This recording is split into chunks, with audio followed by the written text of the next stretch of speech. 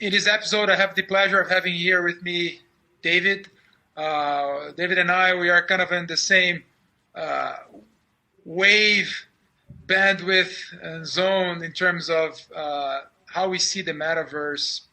And we just would like to record a bit of our conversation so you guys can actually see a casey news, right, David, of what we are doing, and I don't know, and just leave some comments here so we can actually evolve and build the metaverse that we want to see. I don't know, David. Thank you for coming. My pleasure. Thank you for having me. What's your take on this thing, man? I mean, how are you seeing the metaverse? I know you're fully into it too, but how are you seeing this?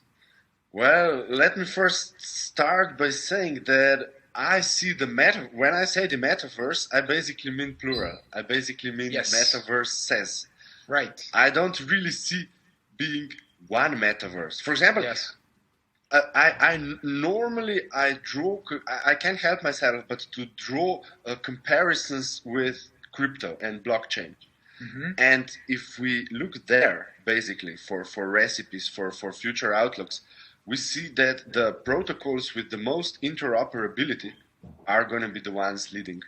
Right. And I think the same. I think the same will go for the metaverse, because of course the big guys will have their own play initially, Right. but the one that's gonna offer the greatest intercompatibility, the greatest interconnectedness, I think is gonna have a competitive edge. So I don't think that they will be. They naturally will try to. The big guys will naturally try to promote their particular interests first. But I think they'll be very early on. They'll be forced into opening their platforms, into sort of embedding the interconnectivity, the option of that with the others. So I would say that the metaverse is really the sort of a huge conglomerate, ever growing one.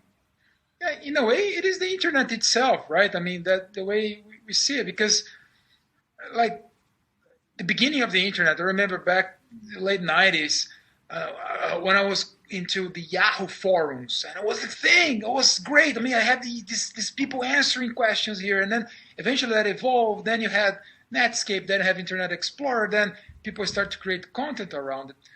And I think the advantage that we have now, we're recording this in 2022, is that we have the infrastructure.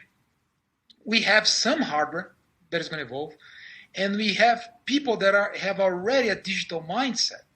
So my hope and my contribution, and I know it's your contribution too, is to create great content, and create this, making the case for this interoperability exist, so we can, in our avatars or whatever, we just can move from, not even apps. We were talking before this, right? Where can we move from experience to experience? Where can you and I are here in our office, but we could go to Machu Picchu in a bit, and then come back. So I don't know. How do you see that in terms of a revolution in the workspace, in the education? Because this is something that I'm very passionate about. Well, I believe that value is going to drive everything. People are not going to adopt these technologies because they will try these technologies because Right. they're new and fancy and flashy and dashy, but mass adoption won't come from this. Mass adoption will come from tangible, real-world value. Yes. For example, in our company, we already have this.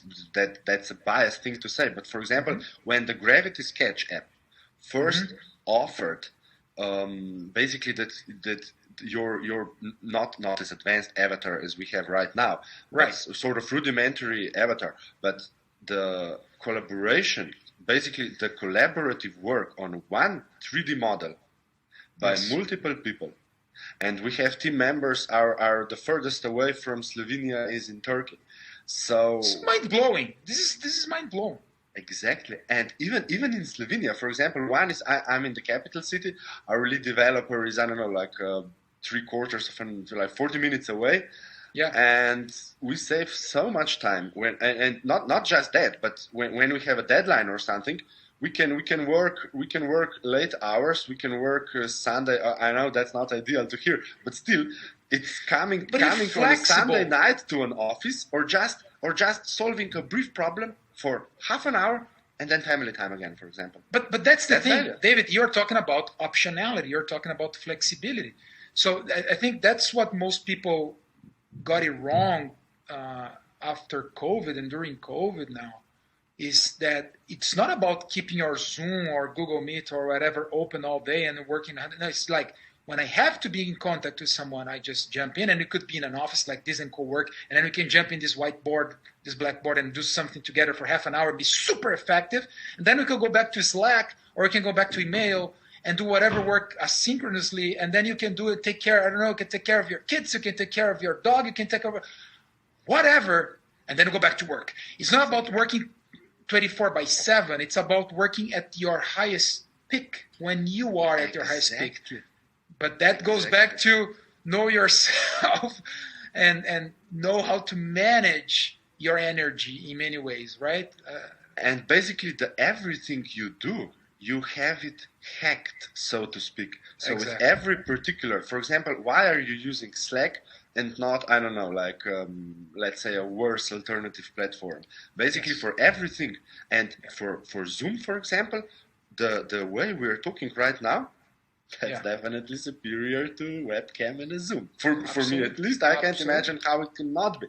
So, Absolutely. with the XR technologies, you can simplify, or not just simplify, or even have the possibilities you didn't have yesterday. And there can be so many. And I believe the technology we're using right now, the sort of basically the virtual meeting room. Yeah. This is like, I don't know, like, I'm gonna use the crypto again. This is like, I don't know, like Bitcoin at $10 compared to the possibilities that we Yeah. could be working, even working on a 3D model collaboratively. Yes. Okay, we have this option now, but there's so much more. And the thing is, like the 99% of so much more. That's why Yes. people usually say to me, "Why are you so vague often? So we're gonna have this and we're gonna have this. What are we gonna have?" And I say, I have to be honest. For the vast majority, I don't know.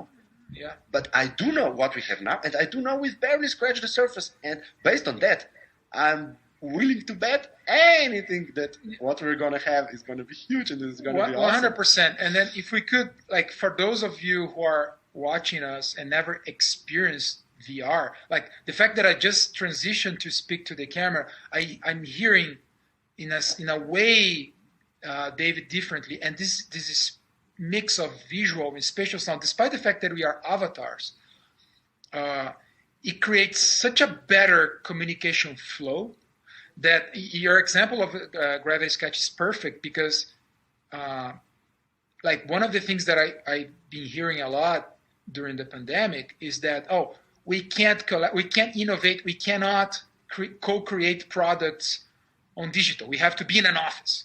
And I argue that that's not the truth. Because not anymore.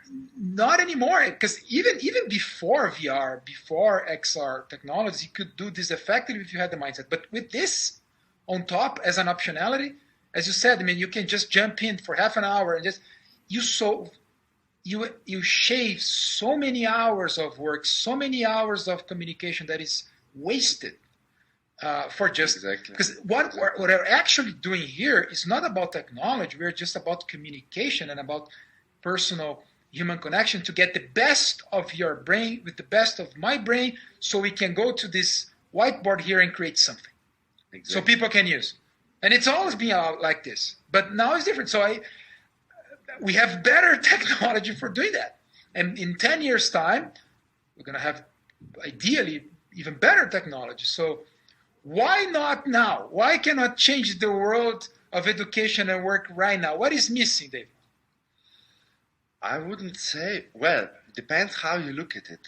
I will say that there is no good reason not to start now in basically any field whatsoever, because at the very least, even let's say there's a case, I can hardly imagine one, but for the sake of the argument, let's say that there is a field that cannot benefit in a meaningful way right now. Okay, let's say that's the case.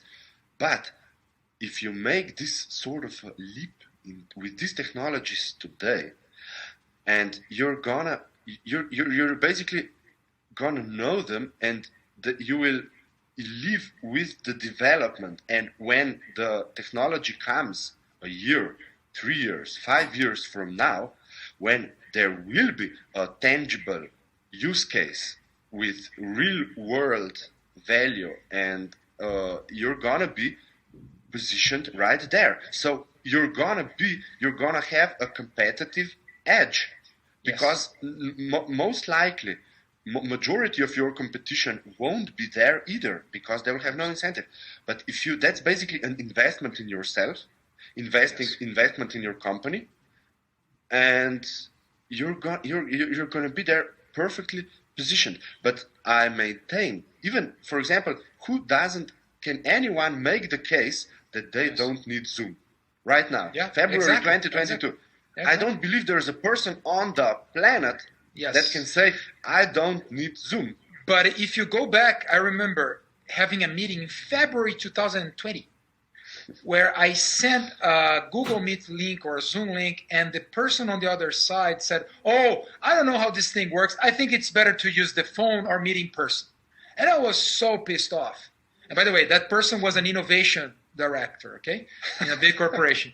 And I was like, and that was February 2020. By March, this person was not allowed to go to the office anymore. So, and you think, like in a month, everything changed not for the technology, because Zoom and Google Meets and Skype was there for a long time, but the mindset changed all of a sudden.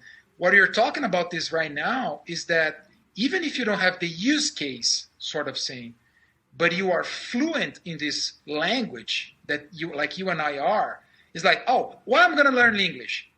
Well, I don't know the use, but now because I learn English and you learn English, we can have this conversation. Or you can read a great book, or you can watch a great movie, or whatever. It's just perfect analogy. It's just an option. It's an optionality for you to grow. And most organizations and professions that are mocking now the metaverse, or they're just disguise this as a kind of, oh, this is a video game thing, or just as if it was a bad thing. They are not understanding, and I'm not going to I'm not going to preach anything. I don't want to change the world. But they are missing the high that you and I are having here right now. Exactly. That's for sure. Exactly. But the thing is, not only that they are not aware of basically what they're commenting, in any, I really don't want to sound deterministic, but they're go ahead, man. It's a free space. They're going to pay the price, so to speak. Oh, yes. No, but for sure. They're going to pay the price. That's for sure. But that's for sure. The thing is that even from a personal experience, you and I, we want that more people get, because then the more we have around, the better content they're going to have potentially. Of course. And the more we can have. Like, for example, we're mentioning before being on the record here, we're talking about education. Right? Mm-hmm. So they're talking about, I have my kids learning about Rome. And then I said, what if Caesar teach them how Rome is? And then you said, why not they can become Caesar for a while? Exactly. This is mind-blowing, right? I mean, if you think from a simulation perspective, take a decision as a Roman. Learn how they think. Exactly, and this is the mindset we were basically talking about before. For example, even you as a digital person, as a metaverse person, you said to me, okay, why wouldn't Caesar explain something? Right. And then I said, why wouldn't be Caesar? This is the reason. This is the reason why to get in now. Exactly. This is the reason. Exactly. Because this transition, even for a person, for I don't know, for you playing guitar in the 80s or the 90s, and still it's sort of a learning curve for me as well. It's been a learning curve. Yes. I've used I don't know, like with we had a Vive Pro 2 with the eye tracking, and Right. It became 1 year. It almost 1 year passed before we first tried that out for ourselves. So we had this hardware, and as a development company, we didn't have any market necessity to try it. So we didn't have any project with this, but still. So yeah, let's start early. And in the case, let's start in order to create something, to create great experience. Well, basically to create great value, to attract people. Value is going to attract people. So the promise of real value. And in order to create real value, we have to have content. I agree. With zero content. And in order to have content, we basically need users. So it's sort of a sort of a spiral in which I'm not really sure how this is going to go, but with the investments in the metaverse. For example, Facebook. Why is Facebook investing so heavily? Because why their stock fell so significantly just now, a couple of days ago? Because what was their last quarterly report? My take was in the physical world, we can't grow anymore. Yes. There aren't any more people on the planet. We've basically serviced the whole planet. Yeah. What's out there? I don't know. Until we make contact with some alien, Facebook can't grow anymore. And that's why Zuckerberg, of course, knows. That's why they're into Meta. It's a new paradigm. And I'm hopeful that we'll be able to, even with the help of you and me, we'll be able to bring to find a way to create great content that's gonna attract people. And when the community comes, when the numbers grow, we'll naturally have the resources to build so much more. But for starters, we'll have to be inventive. No, and then you mentioned a very sweet spot that we have to cross the bridge, in the sense that there are lots of people out there with great content, with great knowledge, that if we could bring that curated knowledge into this form, into this technology, I think that could be huge. I think even the Meta, but I think, like, I don't know, my kids want to play tennis. If I could have Serena Williams, the AI-powered Serena Williams, playing with them. In this case, they wouldn't be her, but playing with her and teach some. Man, this is just revolutionary.